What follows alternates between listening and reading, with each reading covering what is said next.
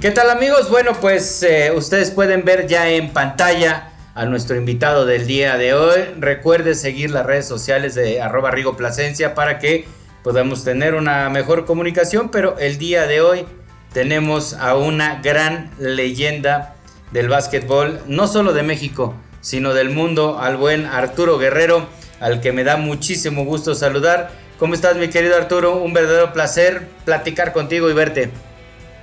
Igualmente, mi Rigo, como siempre, ya sabes, la estimación y el cariño que le tengo tanto a tu hermano Jorge como a ti y a toda tu familia, ¿eh? Yo lo Y a sé, toda mi la querido afición. Arturo, y es recíproco.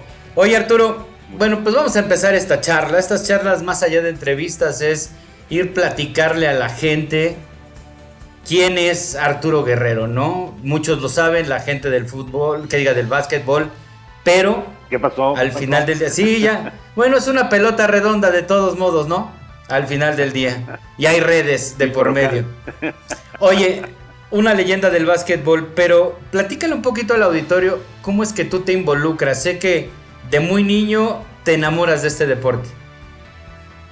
sí, desde muy chico, después de la muerte de mi padre, Rigo, pues ahí comenzó la inquietud, por el básquetbol, y pues bendito sea Dios que me involucré en este lindo deporte, ¿verdad? Pues siguiendo los pasos de mis hermanos mayores, ¿verdad? Que fueron los primeros que jugaron en la familia, pero pues muy halagado de ser basquetbolista y de haber representado a mi patria, querido Rigo. ¿Cuántos juegos de selección nacional tuviste? Mira, internacional estuve en 1359, contando juegos amistosos y juegos oficiales y juegos de club, ¿verdad? Y como entrenador tuve 153 Nada de la más. selección nacional. Sí, como entrenador 153 y como jugador 1359. ¿Y qué se siente más nervio, como entrenador o como jugador? Pues bueno, son situaciones, circunstancias, Rigo, muy diferentes.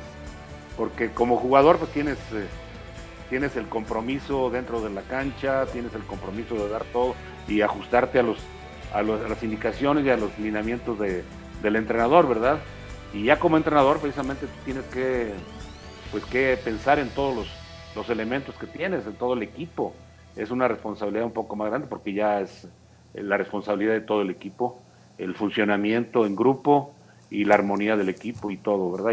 Y tener bien clara la mente para las disposiciones tácticas y técnicas y la estrategia y todo, ¿verdad? Y sobre todo planificar bien la preparación del equipo por medio de los entrenamientos y los juegos de preparación y todo. Pero son dos funciones muy bonitas que me han gustado mucho en la vida, ¿eh? ¿Podrías platicarnos al auditorio ese primer encuentro con el básquetbol? Nos dices que tus hermanos, pero ¿cómo se da? ¿En qué cancha? ¿Contra quiénes? Si tienes ahí alguna anécdota.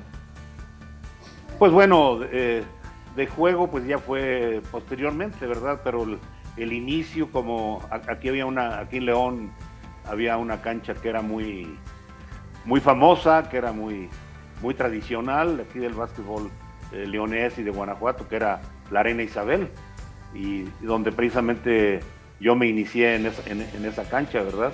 Y de donde me fui posteriormente para Universidad La Salle, allá con el profesor Constancio Córdoba.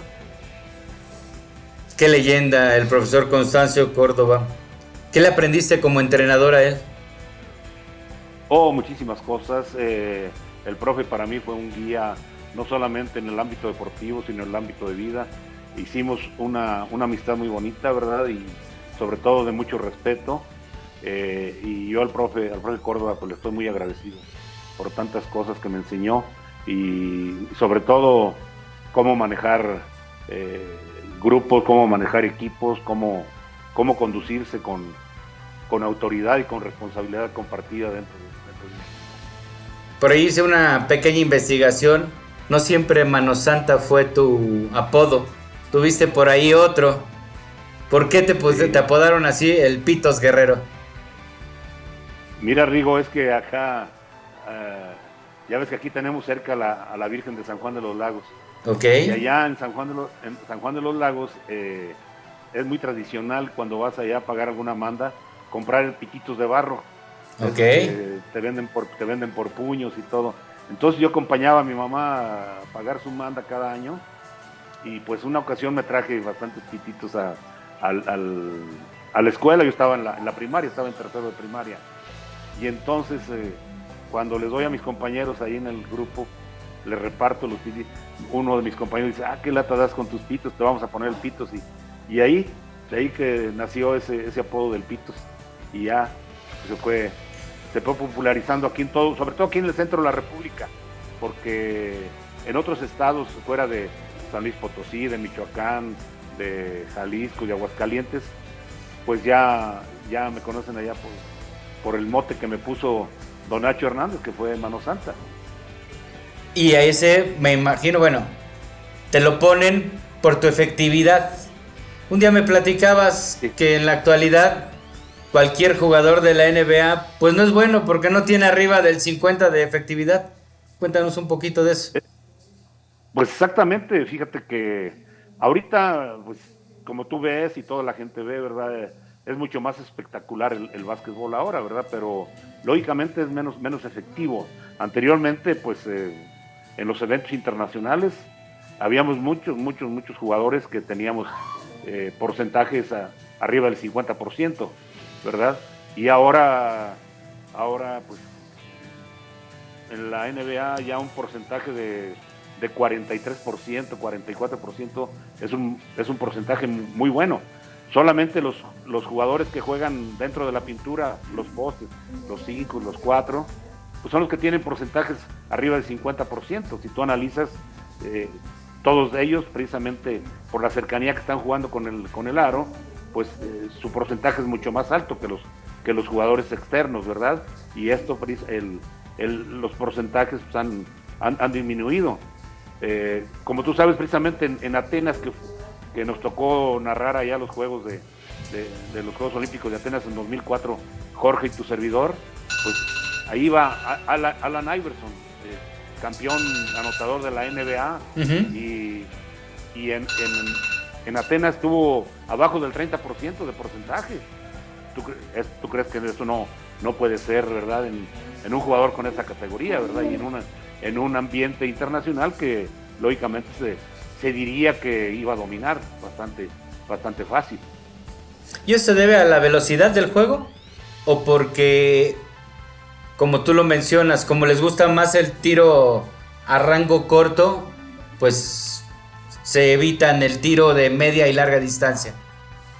Bueno, esos son los jugadores grandes, los jugadores de pintura, o sea, porque los postes precisamente son los que tienen ahorita porcentajes arriba del 50%, pero los jugadores que juegan externo, y sobre todo ahora que se origina tanto el tiro de 3 puntos, que se busca tanto y que están embelecidos con el tiro de 3 puntos, pues los porcentajes son más bajos. Por eso yo te digo que un porcentaje de un jugador externo que tenga un porcentaje de 43, 44, 45%, es un porcentaje muy bueno ahorita en estos tiempos.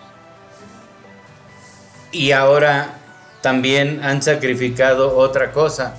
O bueno, están regresando al tiro de larga distancia, ¿no? Los tripleros, que en aquel entonces no había esta línea de 3 puntos, ¿no? No, en NBA sí la había, porque ya en NBA tiene ya mucho más tiempo, ¿verdad? 67, acá, ¿no? Más o menos fue cuando por ahí, exactamente, cuando nosotros estábamos jugando los Panamericanos de Winnipeg, donde ahí precisamente iba Wes Unseld, que falleció la semana pasada. Sí. Que fue campeón con Washington Bullets, ¿verdad? Que era el poste de la selección de Estados Unidos. Y el jugador que movía el equipo y que era tremendo tirador de afuera, que era Jojo White, también, que falleció hace cosa de un año, ¿verdad? Que jugó pues toda su carrera con Boston Celtics, ¿verdad? Él vino a los Juegos Olímpicos de 68 también, aquí a México. Jojo White era el capitán del equipo, junto con Charlie Scott. Y aquí iba a venir Lou Alcindor al 68, o sea, Kareem Abdul-Jabbar, pero como firmó por Milwaukee, unos meses antes de los Juegos Olímpicos ya no pudo venir, y fue cuando surgió la figura de Spencer Haywood, que fue el poste titular de Estados Unidos, que ahora está en el Salón de la Fama. Sí, en aquel equipo todavía de Estados Unidos cuando venía talento colegial y dominaban en la duela. Bueno, por ahí la Unión de Repúblicas Soviéticas Socialistas, ¿no? Se le ponía. Exactamente. Pues bueno, aquí en México precisamente Rusia se fue hasta el tercer lugar. Estados Unidos quedó primero, Yugoslavia segundo, Rusia tercero, Brasil cuarto y nosotros quinto. Cuando todavía México pintaba, ¿no? Desafortunadamente ha habido una historia muy oscura, mi querido Arturo. Duele, ¿no? Como gente de básquetbol, que sea el deporte más practicado en este país, pero al final del día, mucha gente que cree que ni siquiera es popular, ¿no? Exactamente, se pierden ciertas cosas porque desgraciadamente el historial de estos años ha sido muy gris, muy triste para el básquetbol mexicano. Hubo ahí una llamarada, ¿verdad? Ahora que calificó el equipo de la selección, que calificaron al Mundial de España, ¿verdad? Y que estuvieron a punto de calificar para Río de Janeiro, ¿verdad? Que se les fue la clasificación en el Palacio de los Deportes, ¿verdad? Esa clasificación contra Argentina. Argentina que venía muy a modo porque era la gran oportunidad, solamente venía de veteranos, venía Nocioni y Escola, ¿verdad? Y todos los demás eran jugadores jóvenes, comandados por Campazzo en la parte de atrás, pero todavía Campazzo sin mucha experiencia internacional. Era una gran oportunidad para que México lograra esa clasificación a los Juegos Olímpicos de Río de Janeiro, 40 años después de haber participado en los Juegos Olímpicos, porque no estamos desde Montreal ¿sí? 76. Oye, pudimos haber ido a Moscú 80, Rigo.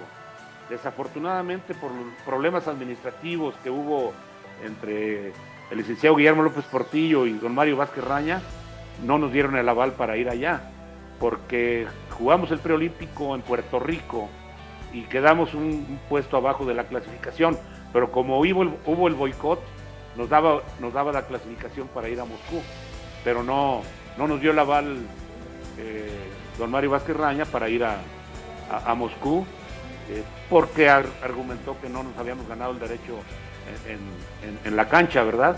Y era más que nada por la rivalidad que había con el licenciado López Portillo, y que no nos dio. Y Cuba fue en lugar de nosotros. ¿Y cómo le fue a Cuba? Cuba creo que quedó quinto ahí en Moscú, le fue muy bien. Nosotros teníamos mucha oportunidad porque quedó segundo Italia, y inclusive ahí que en Moscú Rusia no ganó, quedó tercero, ganó Yugoslavia, el primer lugar. Un Yugoslavia que desde el 76 hasta el 80, bueno, 84 no fue, sino 88 fueron un equipo muy sólido, ¿no? No, desde antes. Aquí en México 68 fueron medalla de plata, en Montreal fueron medalla de plata también, y no estaban calificados, Rigo, porque fueron al preolímpico a Hamilton, donde los enfrentamos nosotros. Ahí calificaban 3, pero era un preolímpico abierto a todo el mundo. Ahí estaba, fíjate los que estaban para calificar. Estaba Yugoslavia, estaba Checoslovaquia, estaba España, estaba Suecia, estaba Holanda, estaba Bulgaria, estaba Polonia, estaba Inglaterra, estaba Israel, de parte de Europa, de parte de América estaba Brasil, que no tenía calificación también. O sea, tú imagínate la clasificación que tuvimos que sortear ese año, fue magnífica, ¿verdad? El equipo estaba muy bien, ¿verdad? Y logramos la clasificación junto con Yugoslavia y con Checoslovaquia y México. Fueron los 3 equipos clasificados. Como los repechajes de ahora de FIBA, ¿no? Que ponen a varios equipos del mundo, ¿no? Sin tanta calidad. Es que anteriormente eran unos preolímpicos que se calificaba todo el mundo que tenía derecho a participar, iban. Ahora no, ahora es por continente. Y después de ese continente, pues viene un repechaje, que es ahorita lo que está pendiente para Tokio, ¿verdad? Donde a México le toca ir a a Croacia, a Sí. repechaje. Sí, ¿Verdad? oye Arturo, tú llevas muchos años en el básquetbol mexicano, hablas de ese 80 donde vino ese cambio generacional, donde estaba tú, Manuel, digo, no porque no estuvieran óptimos, pero ya iban ustedes de salida, venía una nueva generación, luego por ahí de los 90 viene también esta nueva generación donde llegan Lalo Nájera, Llamas, por No, ahí después. No, en los 90 yo traje la estaba el selección. Diablo, ¿no? Ahí fue la camada de Castellanos, de Palmita, de Arturo De Montes, Toño Reyes, en paz descanse también. de Toño Reyes, sí, de José Luis Arroyos, de Nasi Sánchez, de Tavo Robles, Ujú. de Rafa Willis, Alberto Martínez, Eric Martínez, Gerardo Arenas. Yo tuve la oportunidad y la gran dicha de debutar a 22 jugadores en la selección nacional. Ahora. Y después en tu segunda oportunidad como entrenador, ¿a cuántos más debutaste?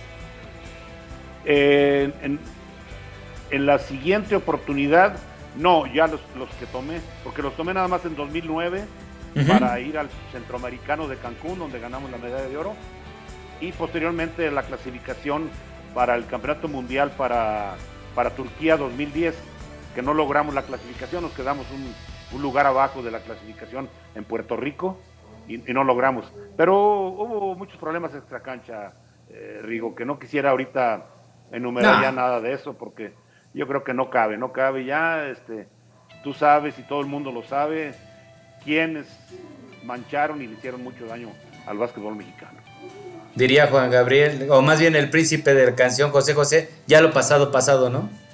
Sí, efectivamente, yo creo que ya ahorita lo que queda es trabajar en armonía, trabajar en unión, buscar el beneficio del básquetbol mexicano, que es lo que más nos interesa y lo que más queremos, porque todos los jugadores de mi camada, todos los jugadores olímpicos, es lo que queremos ver en esta etapa de nuestra vida, un básquetbol mexicano con armonía, un básquetbol mexicano competitivo y que sea precisamente un gran orgullo de todos los basquetbolistas de México. Sí, y lo platicaba contigo hace rato, ¿no? Qué pena, es el deporte más jugado en este país. La gente no tiene idea, pero en cualquier población, con todo respeto voy a decir una palabra, en cualquier ranchería hay una cancha de básquetbol, cosa que no hay de otros deportes. ¿Y sabes los estados donde más hay canchas de básquetbol? En el sur, ¿no? Sí, exacto, en Chiapas y Oaxaca. Son los Bueno, estados la historia de los triqui, ¿no? ¿Te acuerdas cuando todo el mundo, bueno, ay, sí, ahí juegan? Pero en sí toda, pues la gente de Oaxaca es muy, el básquetbol para ellos es el deporte número uno, el deporte más tradicional. Los chiapanecos también. Si tú ves en Chiapas, donde hay una iglesia, hay una cancha de básquet. Sí, enfrentito. Sí, donde están los lacandones, donde están los indígenas y todo, hay una cancha de básquet y una iglesia, ¿verdad? Bueno, no vayas tan lejos. Nuestro último máximo exponente, que fue Gustavo Ayón, también viene de una población muy humilde y de ahí se va a las Águilas de la UPAEP y salta hacia el profesionalismo, ¿no? Sí, no, pues yo tuve la dicha de entrenarlo algunos años a Gustavo, tremendo jugador, una capacidad, una mentalidad muy firme, muy férrea. Lalo Nájera, también otro gran jugador con una mentalidad enorme, ¿verdad? Un poder de físico y mental muy armonioso y de mucho talento, ¿verdad? Y Horacio también con gran capacidad, gran entrega, ¿verdad? Y pues tantos jugadores, tantos que han desfilado por el básquetbol mexicano. Desafortunadamente esas 2-3 generaciones que se nos perdieron, ¿verdad? Que precisamente por los problemas del básquetbol mexicano y que no se lograron triunfos internacionales en ese entonces. Pero ahí estamos. Yo creo que ahorita es momento de ir sumando, momento de reflexionar en que la unión es precisamente lo que nos va a hacer fuertes. La unión de todos los basquetbolistas y buscar precisamente el beneficio del básquetbol. Ahorita se está trabajando mucho con este proyecto de básquetbol mexicano, ¿no? Por ahí está Enrique Zúñiga, he visto a Horacio Ujú, Llamas y algunos ujú. otros. Y eso es importante, ¿no? Jugadores que han llegado al pináculo, pero que también puedan compartir. Claro, claro, y ahorita, Rigo, te quiero dar una primicia que ya está integrada una Asociación Mexicana de Entrenadores de Básquetbol, pero con una firme idea y una finalidad muy importante, que lógicamente no se busque nada de lucro personal, sino más que nada el beneficio del básquetbol mexicano. Y es una asociación que va a estar encabezada precisamente por esos jugadores de la década del 90, una, eh, una camada que fue una generación dorada del básquetbol mexicano.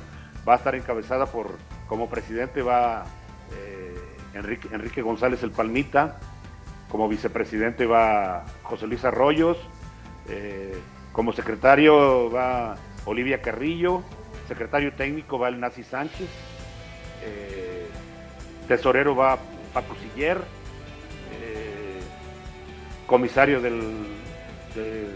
la directiva va Elsa Hayashi, y va a haber todas las otras vocalías, la vocalía juvenil donde va a estar Andrés Morales de Puebla y otros ex basquetbolistas que van a estar integrados precisamente para crear esta armonía dentro de todos los entrenadores a nivel nacional, llámese de la Liga AVE estudiantil, del Conde, de las ligas profesionales y biprofesionales, y sobre todo toda la estructura del básquetbol infantil y juvenil, participante de lo que antes era Olimpiada Nacional, ¿verdad? Ahora que son campeonatos nacionales con AVE.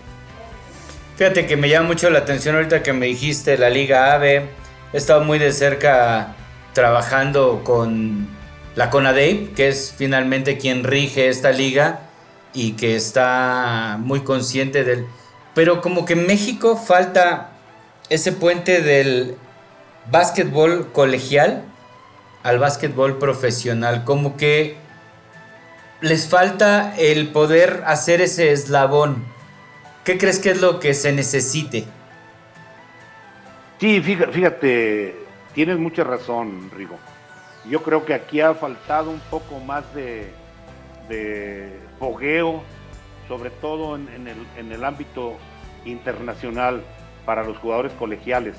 Yo creo precisamente porque llegan a universidades mundiales y desafortunadamente no traen una preparación internacional los jugadores, y ahí es ahí precisamente donde están batallando, porque también se refleja mucho cuando terminan liga estudiantil y pasan a la liga profesional. Ese escalón se les ha dificultado mucho. Ahora, aunado a ello de que pues tienen poca oportunidad de desarrollo en la liga profesional, por eso es también una de las cosas que no se ha podido pues superar, porque los jugadores tienen poco fogueo. Yo recuerdo en 2009 que traje la selección y que pedía estadísticas de los jugadores en la liga, los que estaban en la liga, y pues realmente era muy raquítico. No eran estadísticas ni siquiera para analizarse, porque había jugadores que en minutos sumaban lo que eran 5 o 6 juegos en total de toda la temporada. Una temporada de 50 partidos, pues no te da un punto de referencia. El único que podía tener estadísticas en ese aspecto era Gustavo Ayón. Era el único. ¿Y porque venía del ACB? No, antes de irse. Ah, cuando estaba con los halcones de la V. Cuando estaba con Jalapa. Cuando estaba con Jalapa. Entonces, era el único que tenía estadísticas para analizarse, ¿verdad? Entonces, es importantísimo en eso. Yo creo que haya pues algún reglamento, algo que pudiera hacer que los jugadores mexicanos y sobre todo los que vayan de estudiantil tengan un aliciente para poder participar en la liga y que tengan más minutos, ¿verdad? Para que tengan más fogueo, y sobre todo cuando ya lleguen a una selección mayor, pues el pánico escénico ya se quede afuera, ¿verdad? Y que no tengan ese problema. Por eso en el tiempo de nosotros teníamos muchísimos juegos internacionales.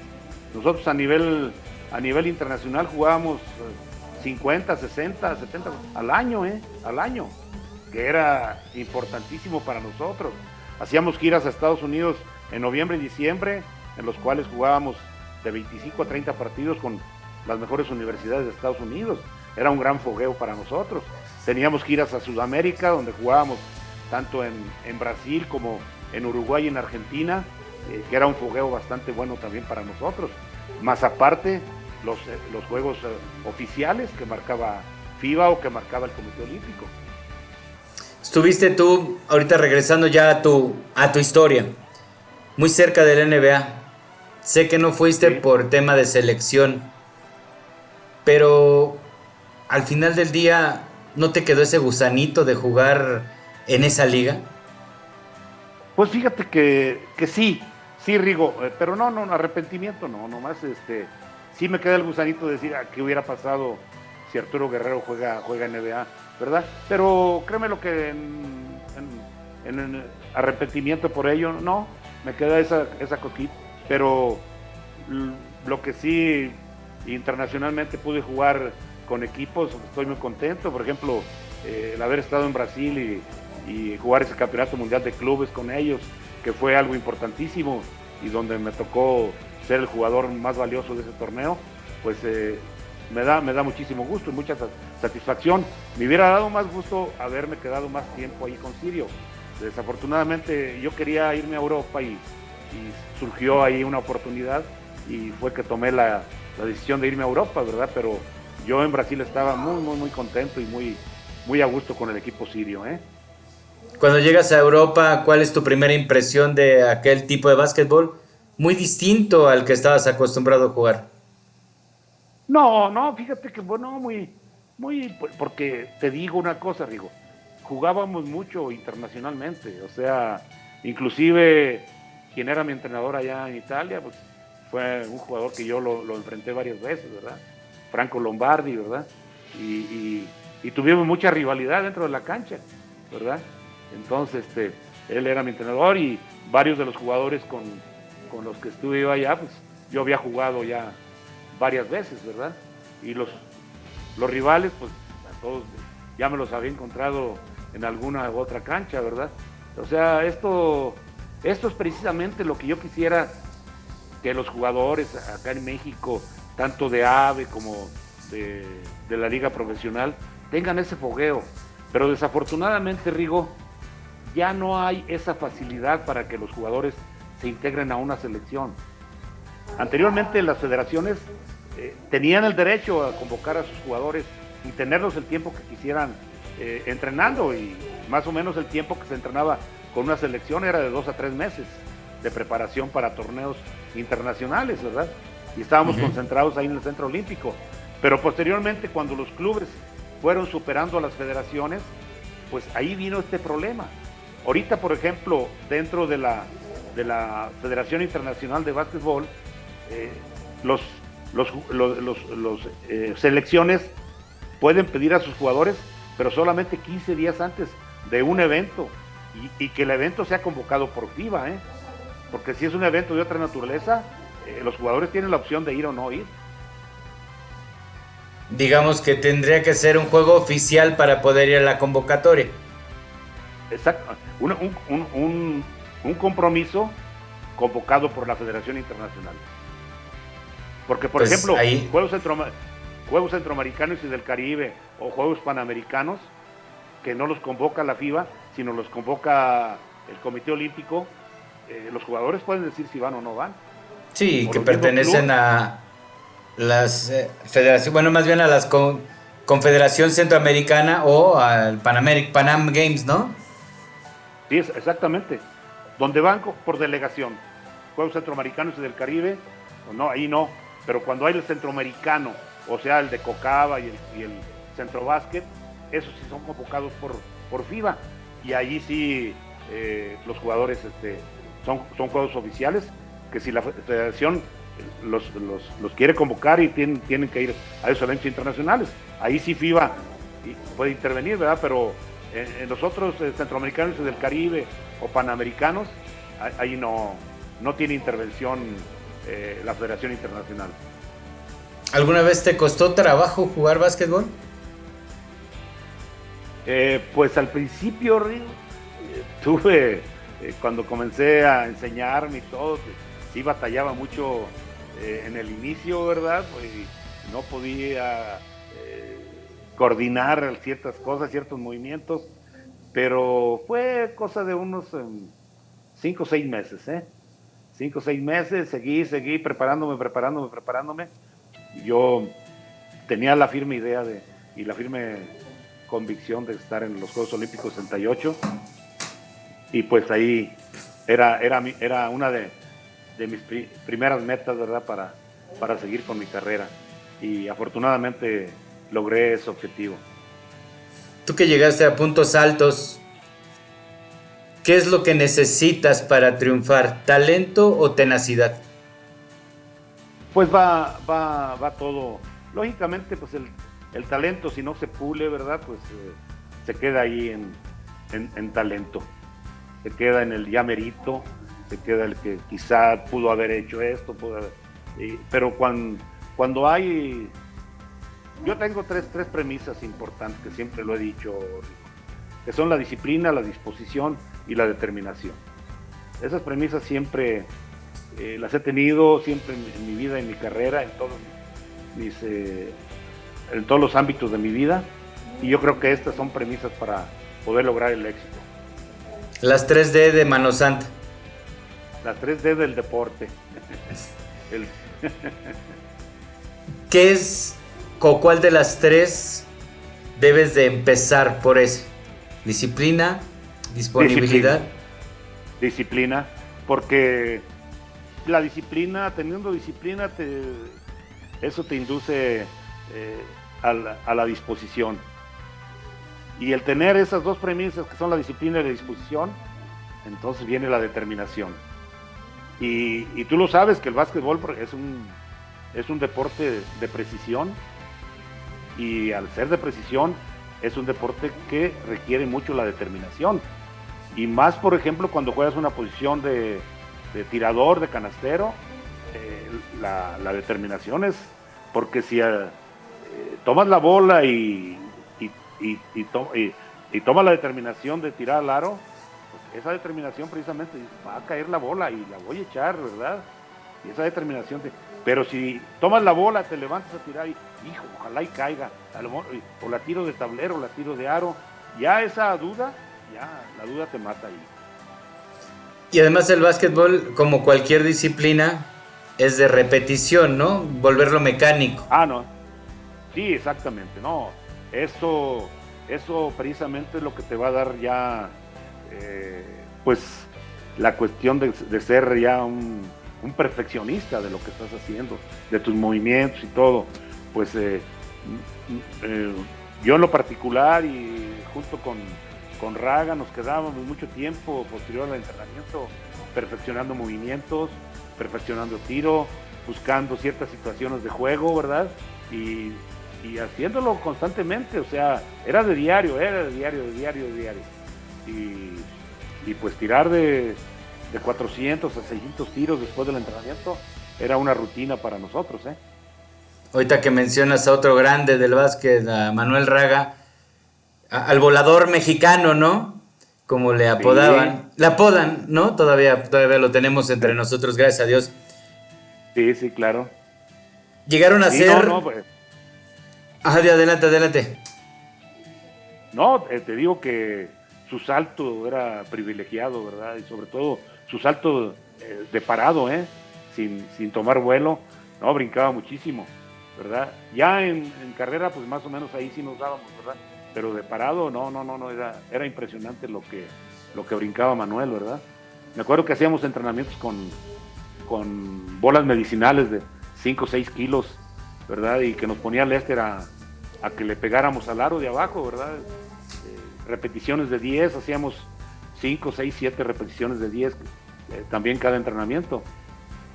Y Manuel agarraba y la metía hacia abajo, ¿verdad? Y nosotros llegábamos y sí le pegábamos al aro, ¿verdad?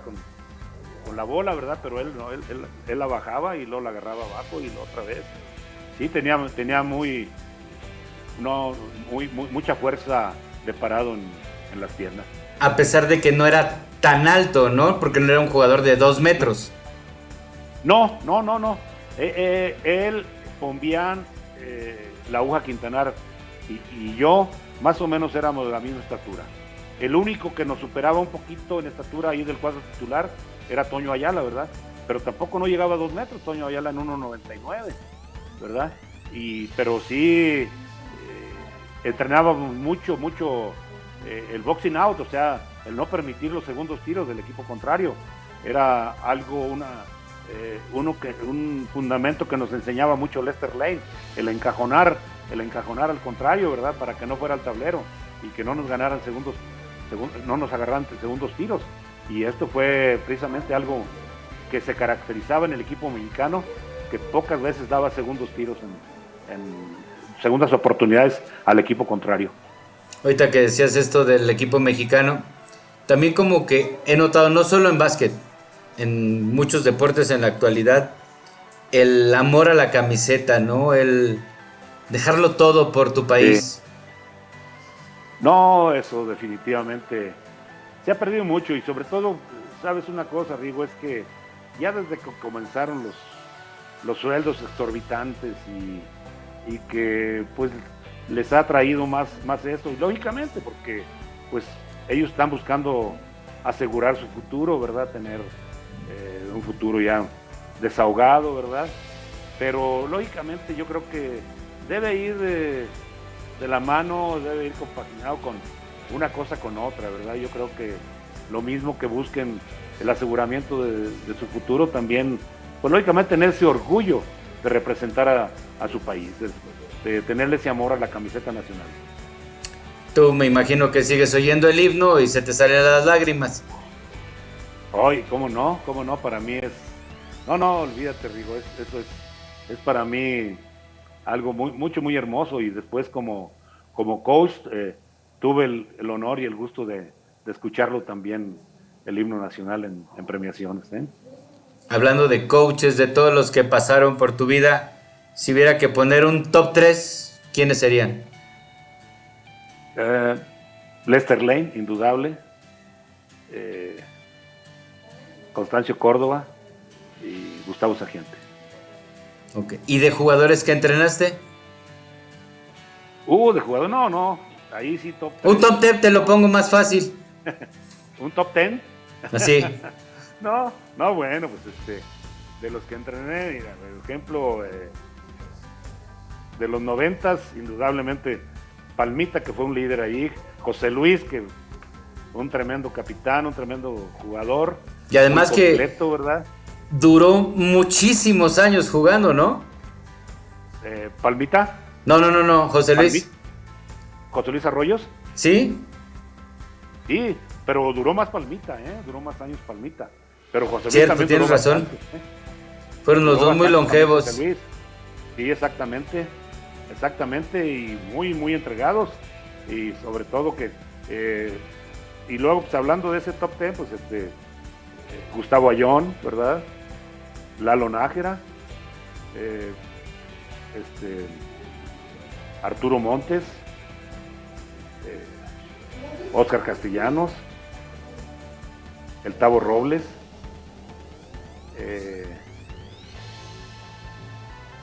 ¿quién más te puedo nombrar? De todos ellos. Después tuve a Lorenzo Mata, tuve a Adam Parada,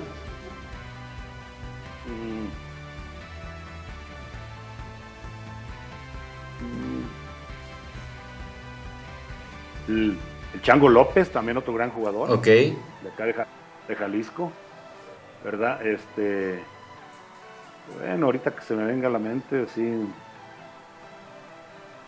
pues mira, alguien que fue con mucho sacrificio y que siempre dio el máximo por la selección y todo, Toñito Reyes fue un jugador muy cumplidor. Recuerdo una vez en un juego allá en Taiwán, en la Copa William Jones, que contra Finlandia, que desafortunadamente fue el último juego que perdimos en ese año, pero ganamos la Copa William Jones. Ahí nos enfrentamos a Grecia, nos enfrentamos a Estados Unidos, a Japón, a Corea, a Polonia y todo, y logramos la medalla de oro ahí, ¿verdad? Y Toñito quedó en el equipo ideal en ese torneo, ¿verdad? Que fue muy significativo, ¿verdad? Ese torneo, y sobre todo que ahí iniciamos una etapa de mucho éxito con la selección nacional. Y hablando un poco de la actualidad, ¿a quiénes ves como jugadores que puedan destacar y ser parte de una selección que cambie la forma de enfrentar los partidos? Mira, Rigo, yo creo que ahorita por ejemplo, a lo último que se vio ahora en estos juegos contra Bahamas, ¿verdad? Pues fue una etapa de transición, ¿verdad? Que pues se la jugaron muy fuertemente, porque fue muy drástico el cambio generacional, ¿verdad? Porque ahí yo creo que todavía se debió haber llevado a algunos de los veteranos, pero Sergio Molina quiso hacer el cambio generacional muy drástico, y yo creo que esto fue lo que ocasionó el que México haya perdido ese juego allá en Bahamas, ¿verdad? Que tenía pues yo creo que la obligación de poder lograr esa victoria, y ahorita nos tendría en una situación muy importante para seguir en la clasificación, para buscar la ida al siguiente mundial, ¿verdad? No hay imposibles, pero al final del día se ve complicado el panorama para la selección mexicana de básquet en los próximos 2 años, ¿no? Exactamente. Yo creo que si se puede amalgamar una selección combinando experiencia con juventud, yo creo que se puede hacer algo bueno, algo que pueda lograr cosas importantes. Ahorita, por ejemplo, esa clasificación no está perdida del todo, ¿verdad? Porque está una victoria que pueda dar para ir siguiendo el proceso de eliminación, ¿verdad? Y yo creo que esos juegos van a ser importantísimos contra Puerto Rico, ¿verdad? Pero se puede lograr salvar este escollo, ¿verdad? Este último que se está poniendo. Pero vamos a ser más objetivos, y yo creo que el año próximo México vuelva a buscar precisamente esa jerarquía, sobre todo dentro del área de Centroamérica y el Caribe. Dijiste un rival histórico, Puerto Rico. ¿Lo consideras el rival a vencer que siempre ha tenido México en esta área? Bueno, sí. Sí, pues es el rival más tradicional, es el rival que siempre se ha caracterizado por ser el rival, ahora sí que el rival más fuerte, ¿verdad? Pero en el área centroamericana hubo un tiempo que fue Dominicana, tenía un tremendo equipo, con Hugo Cabrera, con Báez, con Gómez, y posteriormente que llegó Chicho Civilio, en paz descanse, que acaba de morir, que fue un jugador que tuvo una carrera muy importante con Barcelona, allá en España, ¿verdad? Que inclusive en España buscaron nacionalizarlo español para que jugara allá, que él no quiso y siguió representando a República Dominicana, ¿verdad? Panamá hubo otra etapa que tuvo un tremendo equipo, con Rolando Fraser, con Mario Butler, y luego comandados en la parte de atrás por Davis Peralta, por el Mago Rivas.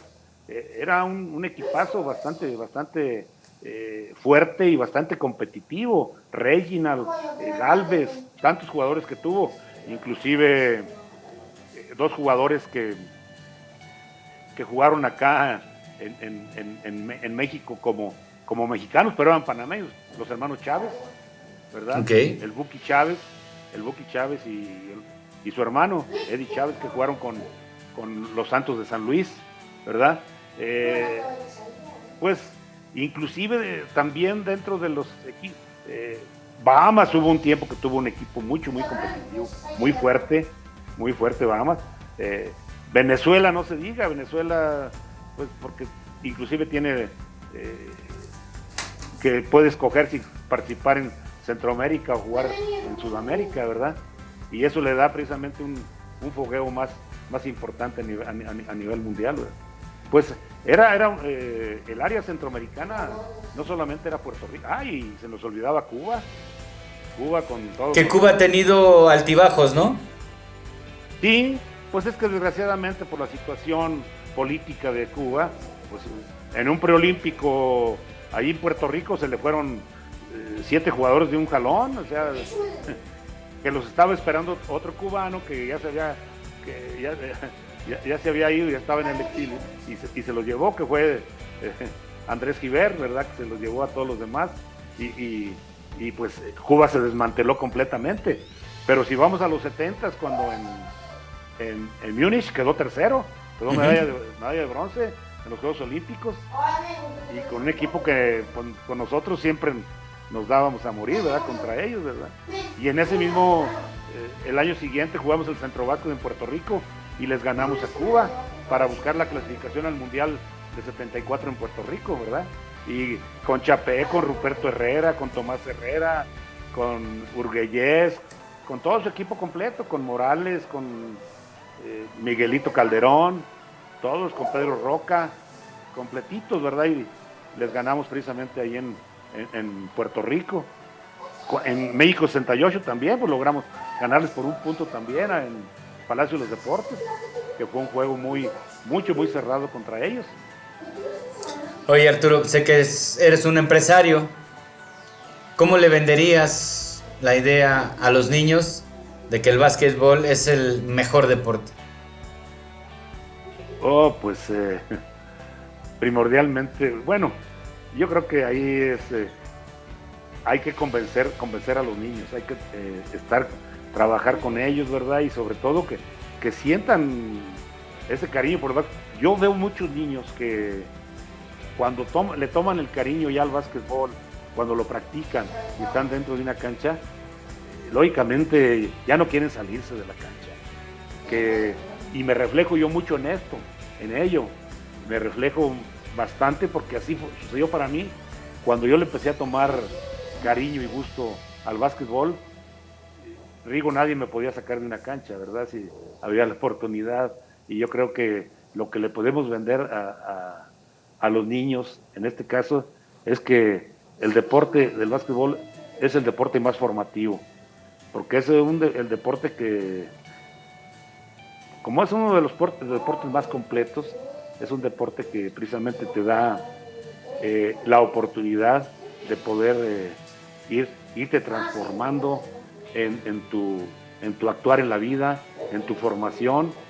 Y como es un deporte netamente universitario el básquetbol, pues lógicamente es un deporte que cumple con la premisa de que el deporte es un medio y no es un fin.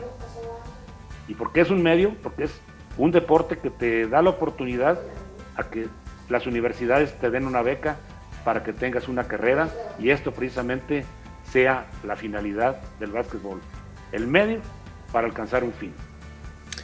Y además, ahí los niños tendrían un enemigo, ¿no? Luego los papás entrenadores, ¿no?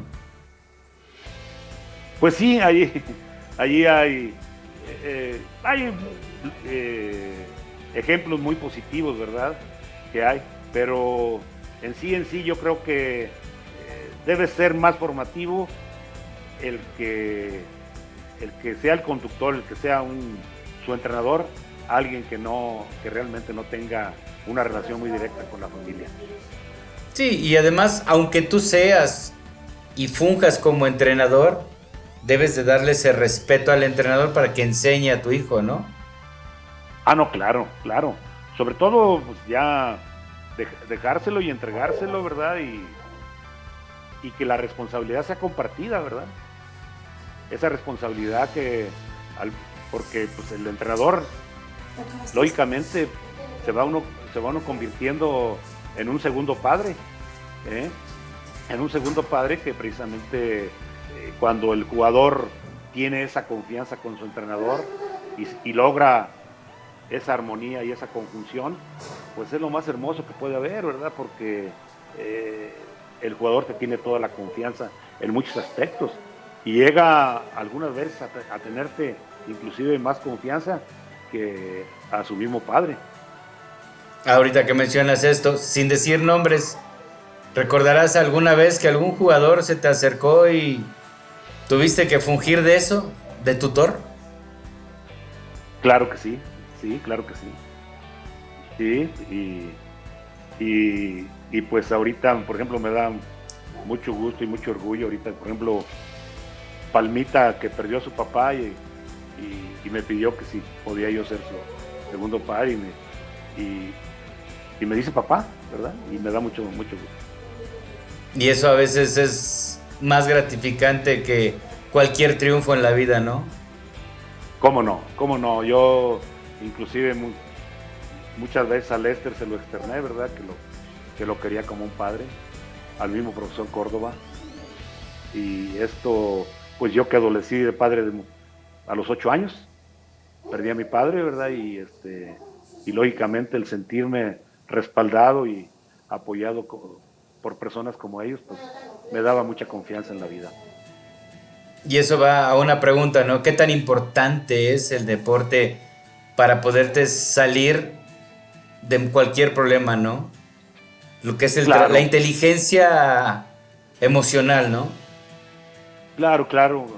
Sí, mira, digo, yo creo que el deporte, en primer lugar, es el mejor preventivo. El mejor preventivo, porque ya ves ahorita con las adicciones y con todo eso. Y por medio del deporte puedes prevenir mucho de eso, ¿verdad? Mucho de eso en ese sentido. Y lógicamente, como siempre decimos, es más fácil y menos costoso prevenir que curar, porque ya posteriormente cuando hay un curar ya, ay caray, ahí sí se batalla mucho más, ¿verdad? Mucho más y ahí se tiene que pues buscar el consentimiento y sobre todo la aceptación del enfermo, ¿verdad? En este caso del adicto, ¿verdad? Pero si logras en una etapa temprana de eso, como prevención, poder hablar con él, poder conducirlo en la vida, es difícilmente que caiga en un problema de adicción, ¿verdad? Además, mucho más económico, ya llegando Sí, a una edad, gastar en multivitamínicos que en N cantidad de medicamentos, ¿no? sí, exactamente, exactamente, y yo creo que es muy importante y cumpliendo esa función el deporte es lo más hermoso que puede haber. Y ya llegando al ámbito competitivo, el que pueda tener, pues es, sobre todo es acercamiento con la gente, esa comunión con el público y que la gente te quiera y te respete es lo más hermoso que te puedes encontrar. Y yo ahorita pues fíjate, esta etapa de la vida, y que pues ya dejé de jugar, me retiré de la selección en el 82, ¿verdad? Y que salgo a lugares, estados del norte, o en el mismo extranjero, y hay mucha gente que lo reconoce a uno y que lo saluda con mucho gusto, ¿verdad? Y pues todo eso pues le llena a uno pues de mucha satisfacción, ¿eh?